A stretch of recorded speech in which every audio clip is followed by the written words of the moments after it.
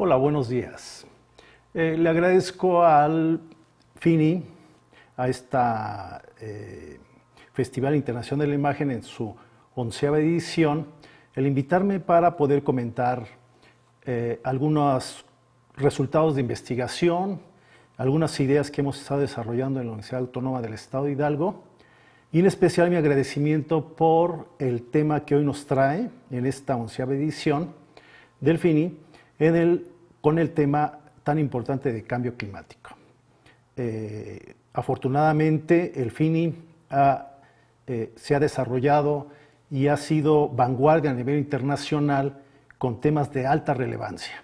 Y uno de ellos, sin duda alguna, es el tema del cambio climático. Y en el cual hoy el cambio climático lo vemos como un gran reto, no solo como países, sino como humanidad, dado que tenemos una serie de elementos y de cambios profundos en el clima, en la sociedad, en la economía, en las grandes revoluciones científicas, en las revoluciones industriales y en los nuevos modelos de sociedad que tenemos que ir reconstruyendo, reconfigurando, precisamente para poder enfrentar esto llamado cambio climático. Como sabemos todos, el cambio climático en sí es una variación global del clima de la Tierra y en forma global. Hay grandes cambios en su sentido de la temperatura, de la composición de las precipitaciones, nubosidad, etc. Esto tiene relación directamente desde el siglo XVIII, a finales del siglo XVIII, con la primera revolución industrial, en la cual los planteamientos principales que se tienen de esta revolución pues es el uso intensivo de energías de tipo fósil. Específicamente en la primera revolución industrial estaremos hablando sin duda alguna del carbón, y en las siguientes revoluciones, sobre todo empezando en el siglo XX, tendríamos un uso intensivo de energías fósiles. Esto ha traído como consecuencia un cúmulo principalmente de dióxido de carbono en la atmósfera y provocando este fenómeno llamado efecto invernadero, en el cual se ha engrosado la atmósfera, y en específico con el cúmulo de dióxido de carbono, que es un regulador precisamente de la radiatividad que tenemos de los rayos del sol, y en el sentido que ha regulado durante miles de años la temperatura y el comportamiento del clima más o menos estable. También sabemos que en este periodo llamado Holoceno, pues tenemos la gran bondad de tener un clima equilibrado, un clima que ha dado posibilidades al crecimiento de todas las comunidades humanas, dado que es un periodo de cerca de un poco más de 10.000 años en el cual el clima se ha mantenido estable. Sin embargo, estos grandes cambios han sido generados sin duda alguna por toda la actividad humana. Por eso, de esta forma, hablamos que el cambio climático es precisamente esta alteración de los climas por fuentes antropogénicas. Es decir, la generación de productos, el uso intensivo de la agricultura, de la ganadería, el crecimiento de las grandes ciudades ha generado precisamente una serie de compuestos y gases que hoy llamamos efecto invernadero. Entre ellos tenemos, por supuesto, el dióxido de carbono, que es el de los principales que hoy están generándose a través de esta transformación de la energía, el metano, que tiene diferentes fuentes también, el óxido nitroso, algunos hexafluoruros de carbono y algunos hidrofluorocarbonos. Y esto ha sido de tal forma que en los últimos años el aporte principal de cerca del 48% ha sido del dióxido de carbono y el 19% de metano. Y como les señalaba, pues todos estos son fuentes de carácter antropogénico, es decir, generado por los motores de combustión interna, el transporte, los barcos, las fábricas, las empresas, las termoeléctricas, las cementeras, la refinación de petróleo en estas refinerías de energías fósiles o gasolinas, diésel, etc. Esto ha sido una preocupación en el mundo que afortunadamente de alguna forma se ha retomado por los grandes países, los cuales a su vez son los grandes aportadores de estos gases de efecto invernadero, en donde se ha estado concentrado sobre todo en China, en Estados Unidos, la Unión Europea, la India, Rusia, Japón, y en el cual México, por supuesto, también tiene participación dentro de esto. En México hemos estado ubicados entre el 10º y el 15º lugar de aporte a este tipo de gases efecto invernadero. Estas reuniones que se han tenido a nivel internacional se han conformado a través de dos grandes instituciones. Uno es la Conferencia de las Partes, llamada por sus siglas COP, y el Panel Intergubernamental de Expertos en Cambio Climático, llamado también comúnmente como IPCC. ¿Qué han hecho estos dos grandes instancias a nivel internacional? Las COPs, de alguna forma, han determinado cómo enfrentar este incremento de la temperatura derivado de los efectos del cambio climático. Y a su vez, buscar y localizar estas grandes fuentes que han estado centradas, por supuesto, en estas emisiones industriales de energías fósiles, y en la cual estas comisiones se han estado encargando de enfocar todos sus esfuerzos a la mitigación y, por supuesto, a la adaptación. Y entonces, esta gran comisión, que depende directamente de la Organización de las Naciones Unidas, ha estado fundamentado a través de diferentes reuniones. En este caso, el año pasado, 2021 a finales, tuvimos la reunión número 26, o llamada COP26. Y esta COP26 ha tomado algunos acuerdos que precisamente vengo a comentarlos a ustedes, porque me parecen de alta relevancia a nivel internacional sus resultados y de cómo los países, los diversos países a través de sus estados, deben de dar una respuesta ante estos objetivos nuevos que se han planteado el año pasado. Y por otro lado, el IPCC nos ha estado determinando, al ser el grupo científico más importante del mundo, pues nos está diciendo realmente cuál es el fundamento, la característica, tipo de gases, composición del clima y todos los fenómenos que se han derivado de esta alteración del clima. Y entonces estamos encontrando, sin duda alguna, demostrado con conocimiento científico, de que la temperatura se está incrementando en los últimos 100 años 1.5, y a su vez el mayor aporte que está generando es a través del dióxido de carbono. Y entonces este IPCC, este grupo de expertos, este grupo de científicos, se reúne también, es compuesto por una gran diversidad de disciplinas y de ciencias, y ha llegado a una conclusión en la cual las emite a través de lo que se llaman los informes. Entonces, por un lado tendríamos la reunión de la construcción de una política pública internacional a través de las COPs, es decir, de las conferencias de las partes, y por otro lado tendríamos todo el análisis científico que tenemos a través del IPCC, y en el cual se demuestra no solo las fuentes antropogénicas que originan estos gases de efecto invernadero, sino también los grandes impactos. La acidificación de los mares, la pérdida de especies, pérdida de bosques, irregularidad de las tormentas, intensificación de el calor y de golpes de calor.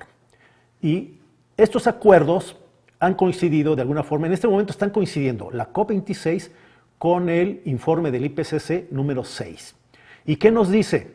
Nos dice exactamente que sigue imponiéndose este modelo de emisiones con dióxido de carbono, se sigue incrementando, no se ha logrado detener la temperatura, no se ha logrado detener las emisiones siguen siendo de gran importancia, y hemos tenido como consecuencia en este momento de que tenemos que sentarnos a reflexionar profundamente, apartar recursos, reorientar todas nuestras actividades y enfocarlas hacia nuevas actividades.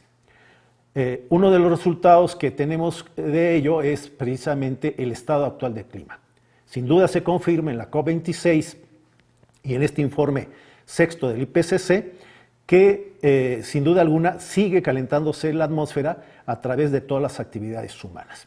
El cambio es inducido por el hombre y está afectando directamente los fenómenos meteorológicos y climáticos. Y este aumento del forzamiento radiativo, sin duda alguna, se ha vuelto dentro de un movimiento de margen de cerca de 3 grados centígrados. ¿Cómo ve la COP26, pero sobre todo el IPCC, el futuro? Pues sin duda alguna de que nos estamos acercando a un crecimiento que va a ser irreversible de 1.5 grados centígrados. En los próximos, al 2050, esta va a ser la marca principal que vamos a tener en cuanto al cambio climático. Y esto va a tener como consecuencia que sigan los fenómenos de cambio climático, sin duda alguna. Otro de los elementos que nos señalan en estos encuentros es precisamente que ya se tienen claras las afectaciones, que ya son irreversibles, que estamos entrando en una etapa donde difícilmente vamos a poder dar marcha atrás y por lo tanto tenemos que rediseñar todas nuestras actividades y acciones en torno a este nuevo hito que sería el 1.5 de temperatura. Y no solo reducirlos, es decir, los acuerdos y los estudios científicos nos están demostrando que ya no podremos alcanzar a reducir el 1.5, sino que ya la visión se trata de que nos mantengamos en ese nivel. Tendríamos también algunos resultados de gran importancia dentro de esta conferencia, en el cual está definiendo cada vez con más claridad en cuáles son estos grandes impactos, cuáles son los costos de estos grandes impactos y a su vez también cómo está este crecimiento de agregados de gases de efecto invernadero y cuál va a ser su relación en base a estas fuentes antropogénicas de cómo podemos mitigar. Si relacionamos todos esos elementos, también tenemos la posibilidad de diseñar entonces estos elementos de adaptación. Y entonces, muchos de los resultados que tenemos hoy ante estos fenómenos, pues prácticamente nos dicen que ya es irreversible y que por lo tanto tenemos que enfocarnos más a la adaptación. Estas dos instancias de gran importancia a nivel internacional, que es la COP26 y es el sexto informe, México los ha tomado como sí, se los ha apropiado de la mejor forma y por lo tanto tiene que cumplir precisamente todos estos acuerdos en el sentido de que tiene que haber cooperación internacional en el sentido de mitigación, adaptación, aporte de recursos y sobre todo creación de programas de intervención que procuren la limitación de estas emisiones y la adaptación y entrar en una etapa de transición energética que dé la posibilidad de pasar de energías fósiles a energías limpias. Pero todas las naciones y los países, y afortunadamente México lo ha hecho, es de que toma esos acuerdos, los baja a México. Al bajarlos a México, pues es necesario que tenga que construir las leyes necesarias que le den cobijo para actuar sobre el cambio climático. Entonces, afortunadamente México ha cumplido, diseñó la Ley Nacional de Cambio Climático, la cual a su vez se derivó en lo que sería el Sistema Nacional de Cambio Climático, y del cual hoy en México ya tenemos esas dos grandes herramientas de la política pública, que es la Ley de Cambio Climático y la instrumentación y operación institucional a través de un Sistema Nacional de Cambio Climático.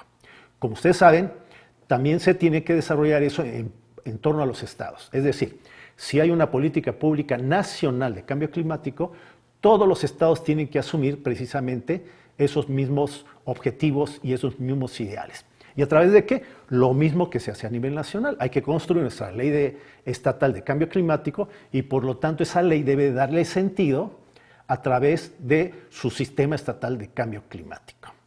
Y afortunadamente el Estado de Hidalgo ha tenido esa visión de construir su ley de cambio climático, de diseñar y hacer operativo ese sistema estatal de cambio climático a través precisamente de la Comisión Intersectorial del Cambio Climático del Estado de Hidalgo, que ya existe hoy y está regulándose en este aspecto. Pero ¿cuáles son las bases operativas para realmente enfrentar el cambio climático a nivel de cada estado? Y en este caso estamos hablando de la virtud que tiene hoy el estado de Hidalgo, en el sentido que está a punto de completar precisamente su sistema estatal de cambio climático. ¿Qué tenemos? Tenemos la Ley Nacional de Cambio Climático y la hemos derivado en la Ley Estatal de Cambio Climático. Tenemos el Sistema Nacional de Cambio Climático y se ha derivado en el Sistema Estatal de Cambio Climático. Y tendríamos tres grandes herramientas para hacer operativo este Sistema Estatal de Cambio Climático. Por un lado tendríamos el Programa Estatal de Acción ante el Cambio Climático, la Estrategia de Mitigación y Acción ante el Cambio Climático y los programas de mitigación y adaptación ante el cambio climático a nivel municipal.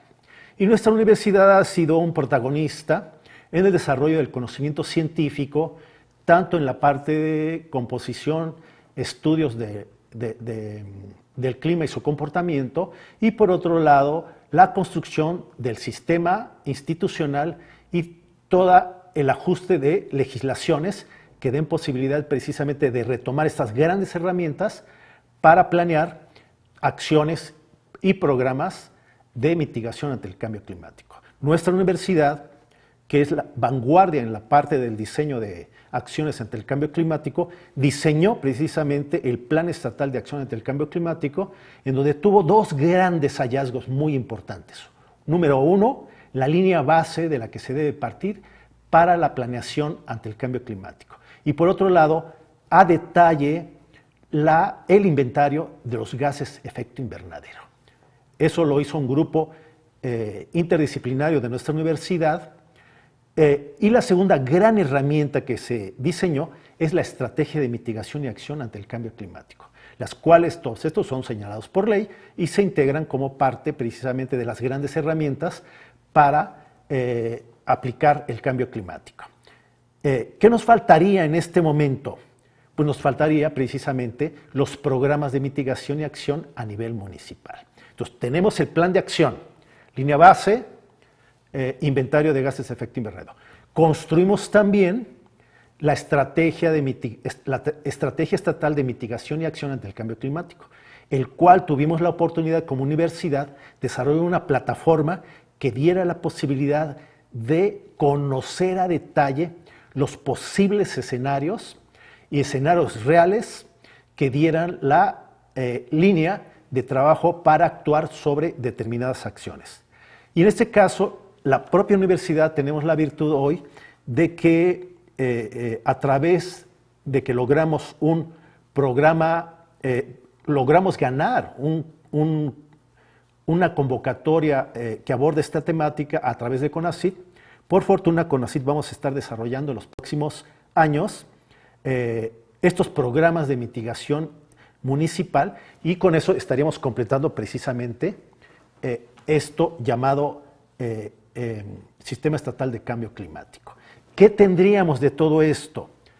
Tenemos ya el modelo que diseñamos a través de un simulador matemático y estadístico que dio la posibilidad de conocer a detalle escenarios, sectores, regiones, población y municipios en donde tenemos que actuar precisamente para empezar a reducir las emisiones de dióxido de carbono, metano y óxido nitroso, principalmente con algunos hidrofluorocarbonos.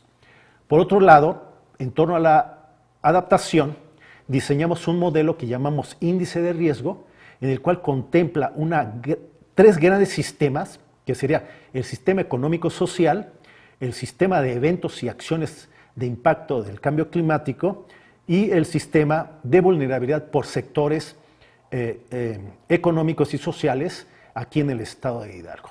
Bajo ese modelo logramos definir el índice de riesgo y así podemos saber con exactitud cómo encaminar la estrategia para focalizar acciones específicas en todos estos territorios de afectación en el estado de Hidalgo.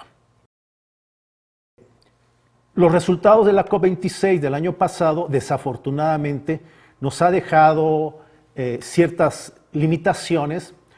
A mi consideración no hubo grandes ánimos de desarrollar e impulsar nuevas acciones serias, acciones fuertes, sólidas, que pudieran enfrentar con toda claridad a nivel internacional los efectos del cambio climático y que se tenga ya una política internacional seria y bien definida.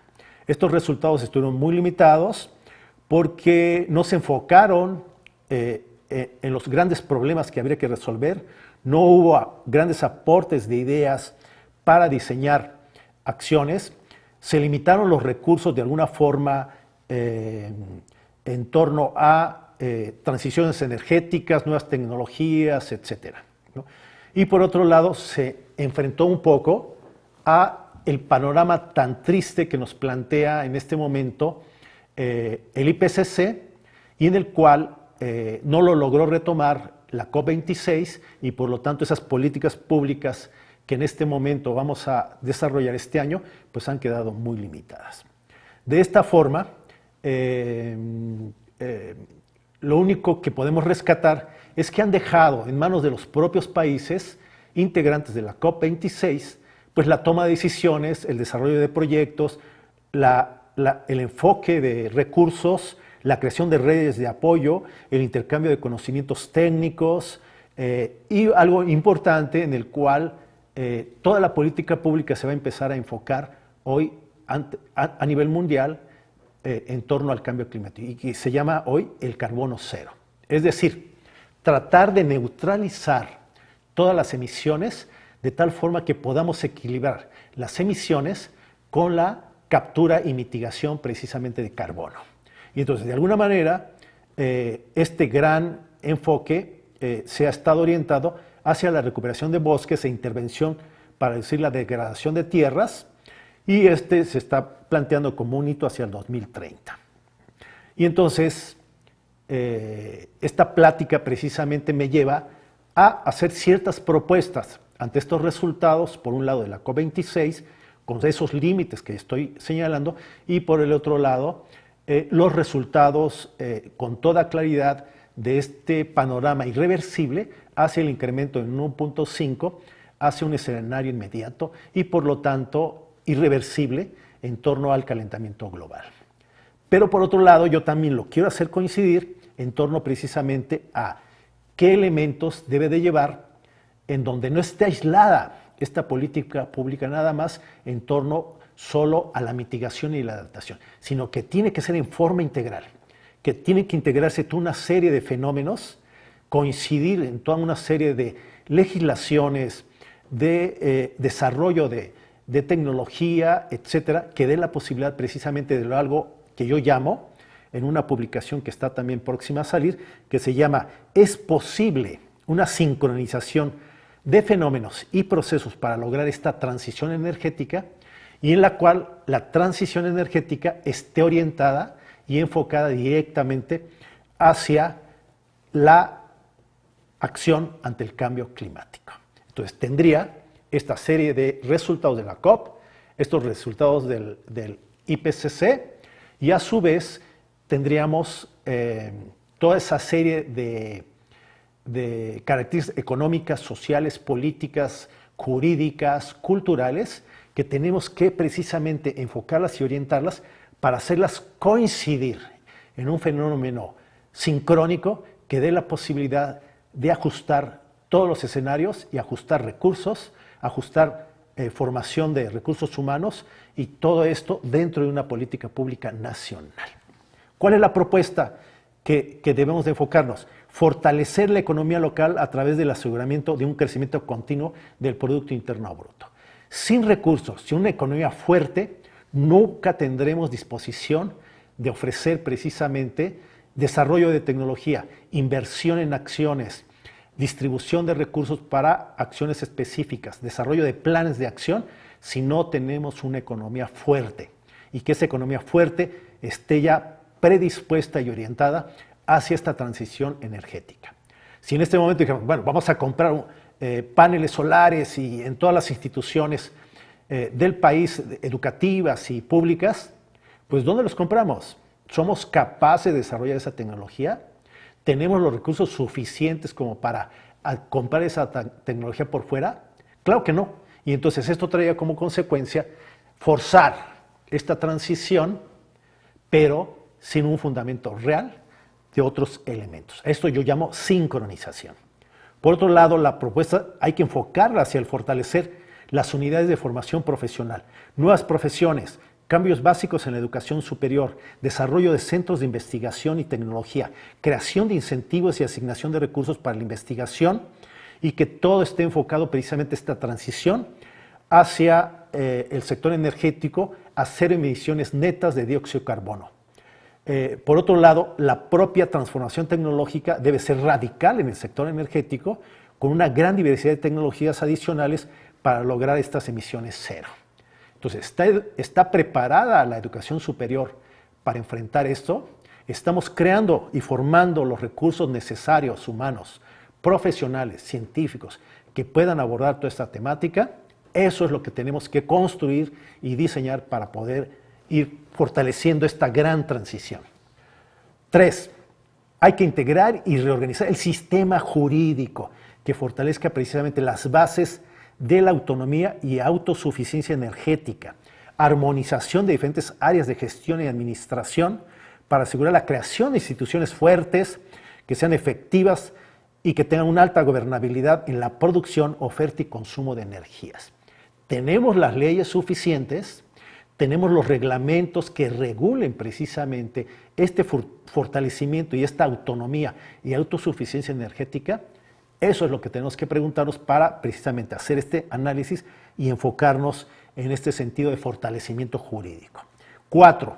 El desarrollo de un plan integral de consolidación de tecnologías mediante la ampliación y apertura de centros de investigación sobre energías, formación de una gran cantidad de ingenieros, ingenieras que estén perfiladas a las energías limpias, a la ciencia de los materiales, a la minería, a la física, a las ciencias ambientales. ¿Sí? En este momento tenemos un ejemplo sencillo, tenemos capacidad de obtener el litio en los procesos tecnológicos que hoy podemos tener. A lo mejor tenemos ahí el litio, pero el litio está precisamente mezclado con otros compuestos y tenemos grandes tierras abundantes en litio. Sí, pero el litio no viene en forma pura como elemento, sino que viene en una serie de minerales. Por lo tanto, tenemos que hacer esa separación. ¿Tendríamos la tecnología? Sí, sí la tenemos, pero la tendríamos de tal forma que podríamos abordarla en forma intensa, ordenada, bien organizada, para precisamente poder tener ese recurso y que México se pueda convertir en un gran productor de litio. Ese sería otro de los puntos que tenemos que ir analizando. 5. El incremento y diseño de políticas públicas con enfoque a la utilización y participación de la biomasa. ¿En qué medida tenemos alguna política pública que esté orientada en eso? Hay que integrar centros de desarrollo, plantas generadoras con proyectos generales, incluyendo materiales agrícolas, forestales. Hay que utilizar la materia orgánica de las aguas residuales, de los lodos, así como de la fracción orgánica de los residuos sólidos urbanos. Solo estamos haciendo rellenos sanitarios. Solo estamos pasando las basuras de un lado a otro, pero las grandes emisiones de metano a través de los lixiviados que se generan precisamente con los residuos sólidos urbanos siguen emitiéndose a la atmósfera aún. E incluso, como les comentaba, el sexto informe del IPCC trae algo que nos debe de asustar y que no hemos tomado en cuenta, que hay un incremento del metano de tal forma que los últimos 30 años está acercándose a los mismos volúmenes del dióxido de carbono. Se ha triplicado la emisión de este gas metano en múltiples zonas y regiones, y que está relacionado directamente con el incremento a su vez de nuevas prácticas de consumo, entre ellas un incremento del consumo de carne. 6. Hay que crear un sistema nacional de eficiencia energética que esté bien sustentada en leyes secundarias, en leyes estatales, en redes de desarrollo tecnológico y financiamiento diverso, es decir, no solo es responsabilidad del propio Estado, sino también las empresas privadas, los capitales privados y a nivel internacional deben precisamente de incidir en el fortalecimiento y creación de este sistema nacional de eficiencia energética y que a su vez tenga un sistema nacional de indicadores de evaluación energética. Resumiendo, la propuesta que yo creo que debemos de empezar a discutir y analizar en el futuro aquí en México para la construcción de una política pública ordenada y organizada que dé la posibilidad precisamente de incidir todos estos fenómenos que he señalado, debe de estar orientada precisamente hacia la ampliación del financiamiento, actualización de leyes ambientales, desarrollo de nuevas tecnologías limpias, cambios en la cultura ambiental. En todas, desde la primaria hasta la universidad, debemos de cambiar precisamente esta cultura de relación con el ambiente, pero solo va a ser a través de la educación. Diseño de planes y programas de mitigación y adaptación ante el cambio climático. Todos los estados de nuestro país deben tener sus propios programas, su propio sistema estatal de cambio climático. Tenemos que innovar los procesos de creación de energía y todo esto en torno también a la reconversión industrial. ¿Cuáles son esos escenarios? ¿Quién está diseñando ese gran panorama de la reconversión industrial? ¿En qué momento? ¿En qué etapa? ¿Qué industria lo vamos a llevar en primer lugar, en segundo y bajo qué escenarios? Todo esto nos llevaría precisamente en conjunto al diseño de políticas públicas.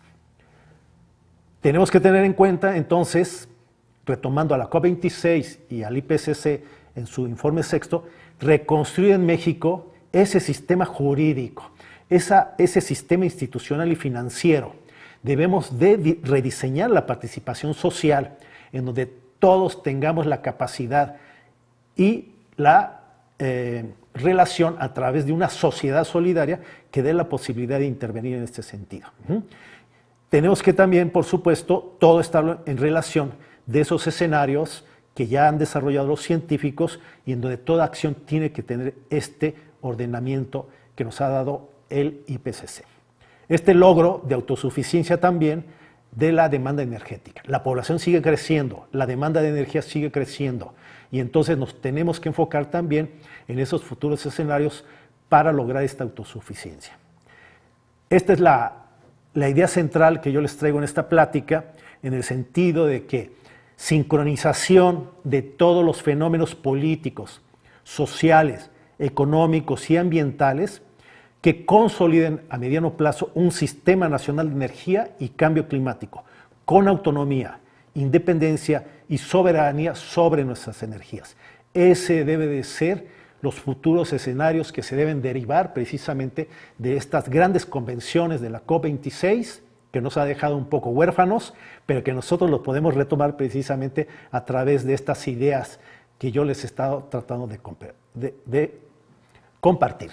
Muchas gracias y de nuevo mis felicitaciones al Festival Internacional de la Imagen en su 11ª edición por tener oportunidad de discutir a nivel internacional toda esta serie de temas y de grandes problemas que tenemos hoy que estar discutiendo, no solo los académicos, sino yo creo que toda la sociedad. Muchas gracias.